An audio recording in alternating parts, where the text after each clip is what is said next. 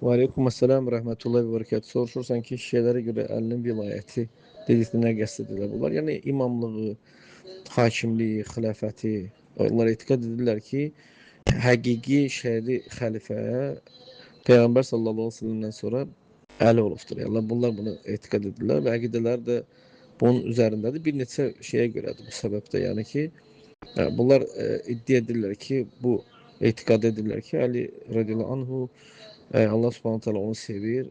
Bu ona görə də onu bu işə, bu mənsəbə qoyubdur. Allah Rasulundan ondan bir əhdi bu. Yəni bu Qədrxum günü Peyğəmbər sallallahu onu elan edibdir. Bunu iddia edirlər. Həmçinin onun məsumluğunu iddia edirlər ki, Əli məsumdur. Ona görə müsəlmanlar dinlərində, dünyalarında ona qayıtmalıdır. Təbii ki, bunlar batil bir şeydir. Sadəcə onların etiqadı olduğu üçün bunlar deyir. Yəni onların belə deyək, dinlərinin əsillərindəndir ki, şiələrin, yəni imamlıq imanın rükunlarındandır. Amma nə bu Quranda, nə də Peyğəmbər sallallahu əleyhi və səlləm sünnəsində barədə olmamışdır. Bəli, gələcək Allah.